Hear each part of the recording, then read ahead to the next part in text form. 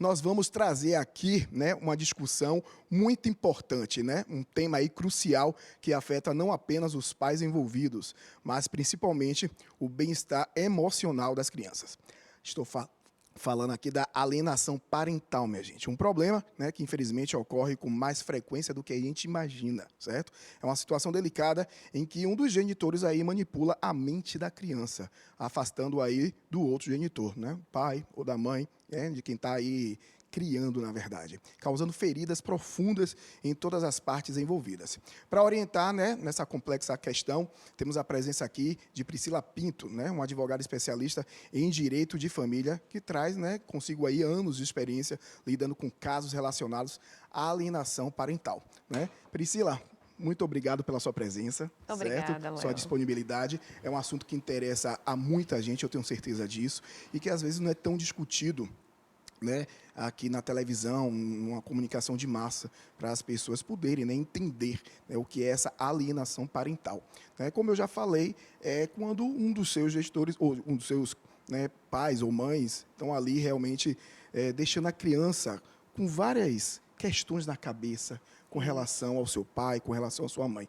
Mas o início disso tudo, eu posso dizer, é quando existe muito ódio, né? Muita raiva, um término de relacionamento, principalmente. Isso, Léo, está certíssimo. Você resumiu muito bem o conceito de alienação parental que está previsto hoje na legislação. Uma ressalva que eu faço é que não somente o pai ou a mãe, o avô, a avó, a tia, Sim. que tenha como, que pratique atos de forma reiterada, com o objetivo de causar naquela criança algum tipo de afastamento, naquela criança ou adolescente, algum tipo de afastamento emocional ou quebra de vínculo com o seu outro genitor, é considerada alienação parental. Eu considero, assim como você, na maioria dos casos, se não 100% dos que eu atuei hoje, 90%, porque existem casos ainda que mesmo estando casados, Sim. essa prática é realizada e Acontece. acontece mesmo dentro de casa. E muitas vezes os pais nem percebem, por não saber justamente que essa prática, primeiro, é abusiva, é um dano à moral da criança, inclusive é passível de indenização em momento oportuno, como também essa questão de eles não percebem o luto, no caso do divórcio. Não fechou aquele luto, não resolveu aquela situação. Existem cicatrizes abertas, né? Sim, sim. E difíceis de lidar. Se para um adulto é difícil de lidar, para a criança ou para o adolescente que perde naquele momento aquela referência de lar, é muito mais complexo. Agora, Priscila, fala pra gente, por quê?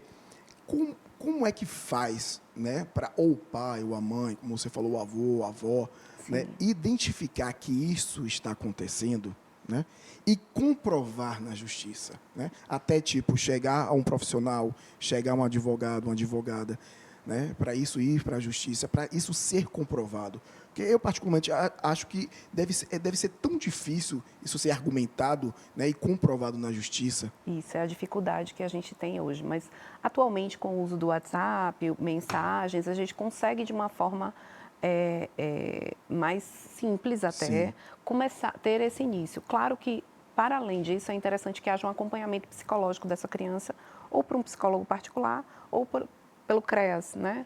Que é o centro de referência, que pode dar um apoio em como estruturar, entender a estrutura da mente dessa criança e como isso está sendo colocado na vida dela.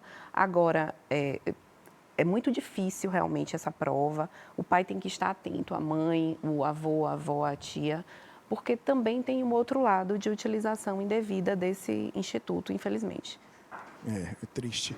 Agora, para a gente desenhar esse cenário, né? Porque às vezes isso pode estar acontecendo com uma criança, com um adolescente, próximo a você que está nos acompanhando agora, e às vezes não entende, né, o que está acontecendo nos bastidores da família. Bora desenhar esse cenário, né, da alienação parental. Como é que começa o início, os indícios, né, para as pessoas terem noção do que está acontecendo. É uma proibição de ver o pai, uma proibição de ver a mãe, é falar o tempo todo mal daquela pessoa para a criança, é colocar coisas na cabeça da criança que não existem da personalidade ou do pai ou da mãe. Isso. Como é que funciona? Bora desenhar um pouquinho esse cenário para quem está acompanhando a gente. Essas práticas que você exemplificou, se realizadas de forma reiterada e com o objetivo de afastamento desse laço, Sim. sim, são consideradas alienação parental. Mas não somente elas. Eu não atendo ou deixo o celular descarregado sempre que está no horário do pai ou da mãe entrar em contato. Entendi. Eu falo, não vou te pagar de forma reiterada. Você não vai sair porque seu pai não pagou pensão alimentícia. Seu pai é isso ou seu pai é aquilo.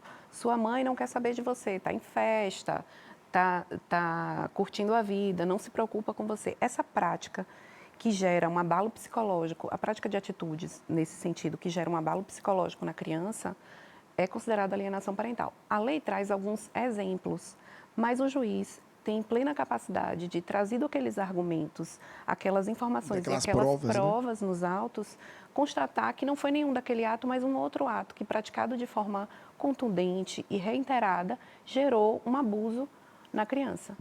Agora, por exemplo, nessa hora, né, que tem essas provas, né, que foi chamado um advogado, né, para tentar reunir essas provas e comprovar que está acontecendo essa alienação parental. Isso demora quanto tempo na justiça? É algo que se resolve imediatamente ou é mais prolongado, é prolongado uma situação como essa? Recentemente, nesse ano de 2022, a gente teve uma alteração legislativa que ele obrigou o processamento de uma forma mais efetiva e mais rápida. Ele diz que os processos, inclusive no texto de lei, que os processos que estiverem há 6 meses parados, sem a avaliação biopsicossocial, que é indispensável nesse caso, você vai analisar a estrutura familiar, a estrutura da criança, do pai, da mãe, da avó, entender toda a realidade para poder apurar essa alienação parental, deveria ser entregue no prazo de 90 dias. E esses processos devem ter uma tramitação prioritária para, pelo menos, uma medida cautelar no sentido de, se há uma alegação de abuso, por exemplo, abuso sexual infantil, que se haja uma limitação desse contato e ele seja, antigamente, antes da alteração legislativa, a gente podia suspender, inclusive, a autoridade parental. Hoje em dia não é indicado que seja feito dessa forma, mas que haja um acompanhamento do serviço social e das pessoas, dos psicólogos responsáveis para essa visita, até que se tenha uma decisão efetiva. Na prática, no Poder Judiciário, a gente tem varas de família bastante assoberbadas, mas os juízes, em especial aqui na Bahia, em especial em Salvador, eles têm um olhar mais sensível quando se trata desse tema. Eles tendem a despachar de uma forma mais rápida, quando você vai em contato com ele, numa audiência, explicar a situação. Maravilha, né? Quando envolve aí criança, quando envolve adolescente, a gente realmente tem que ter esse olhar mais sensível, né, e mais apurado também. Ô, Priscila, me conte uma coisa. Eu sei que você não é psicóloga, né? Sim. Mas como você está envolvida nesse mundo, deve saber muito bem como é que fica a conduta aí da criança ou do adolescente nesse período que está acontecendo a alienação parental, né? Como é que você pode dizer como é que fica o comportamento e a cabeça e como é que essa criança cresce também no meio dessa confusão? Isso, Léo. Na verdade, você acaba tendo um ambiente familiar hostil, né? Ainda que você fale de famílias que não estão mais convivendo, existe uma família.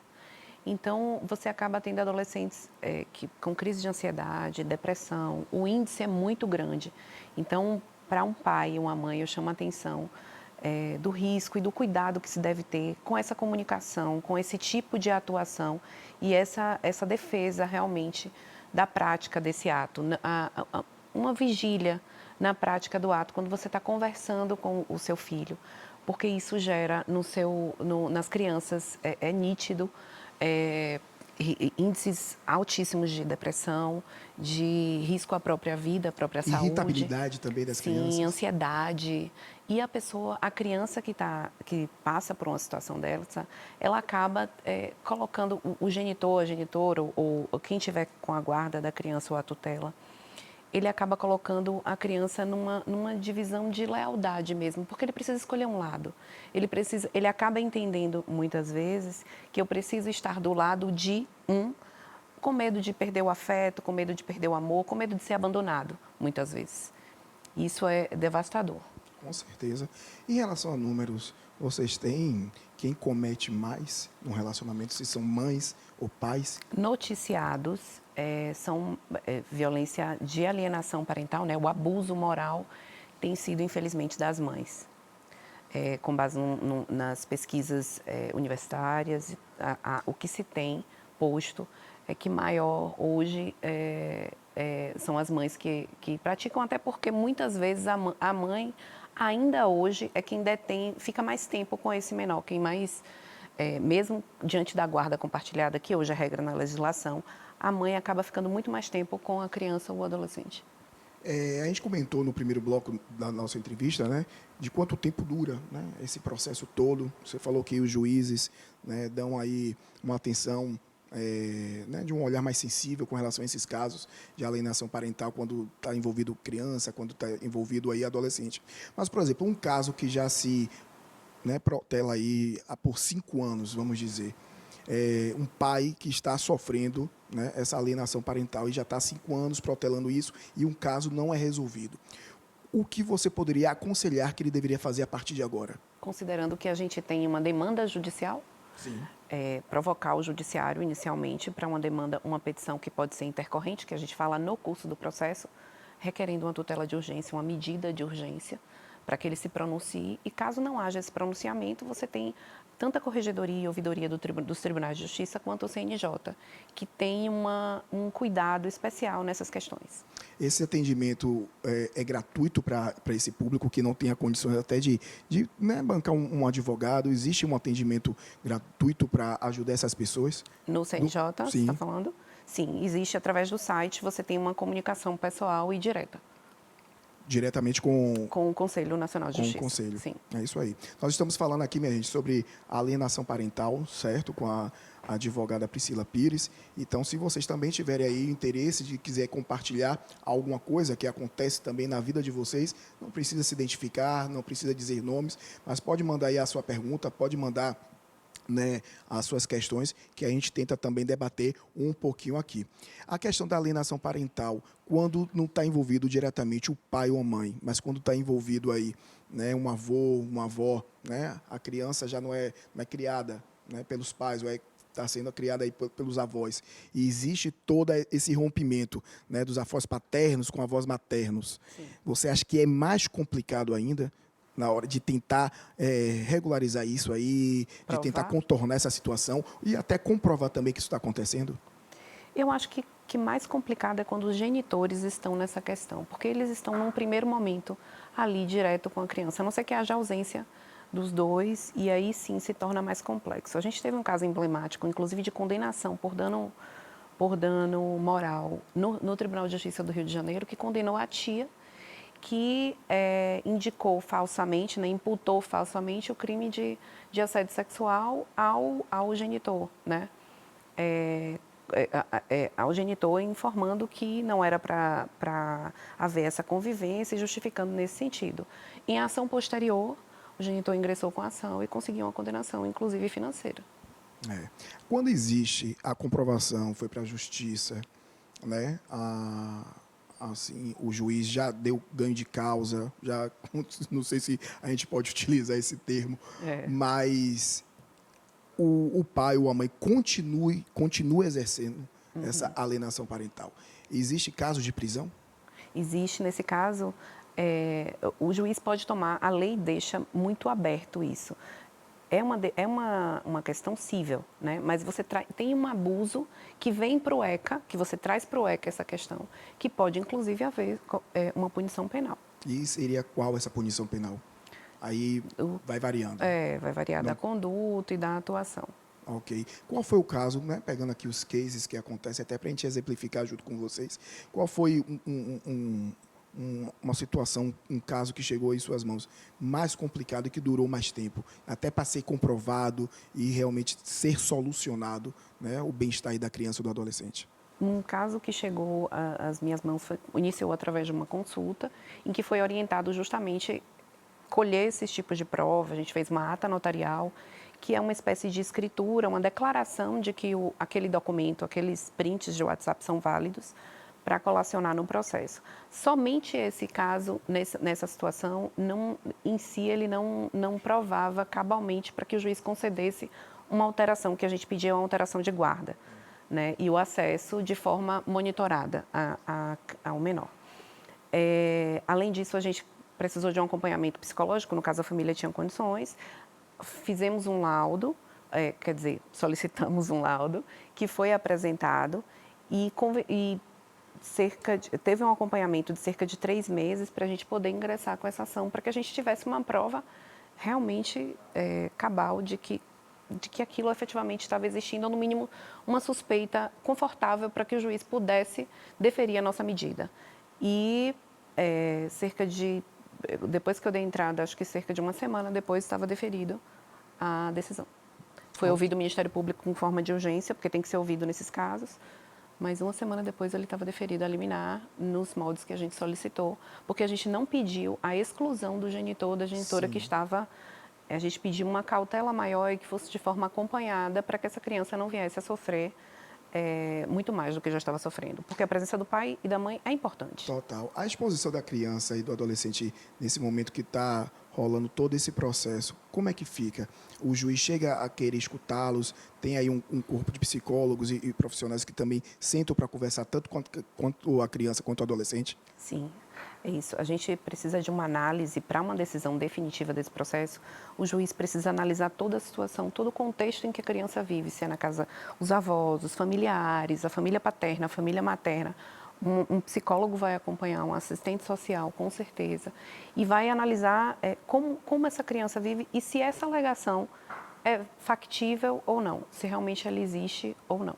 Priscila, quero primeiro te agradecer, né, pelo seu esclarecimento de um assunto tão importante para toda a sociedade e que, antes de você fosse embora, deixasse uma mensagem, né, para todas as famílias que estão passando por uma situação tão pesada como essa, que envolve criança, que envolve adolescente. Oi, Léo, o prazer é todo meu de estar aqui esclarecendo esse assunto, que é dolorido, mas que é importante. E eu peço para cada um dos pais, dos genitores ou dos avós, daquele que cuida do menor, que atente para essa situação e coloque o menor em primeiro lugar. Coloque aquela pessoa, o sentimento dela em primeiro lugar, acima da questão pessoal, da briga, do luto, do fim do relacionamento. Com esse norte, com certeza você vai tomar a decisão certa. Muito obrigado. Deixa o telefone de contato, rede social. Vou deixar o meu Instagram, @PrisciPinto. E lá eu tiro algumas dúvidas, entre em contato comigo. Inclusive, escrevi um artigo sobre alienação parental recentemente e vou estar disponibilizando lá. Que maravilha.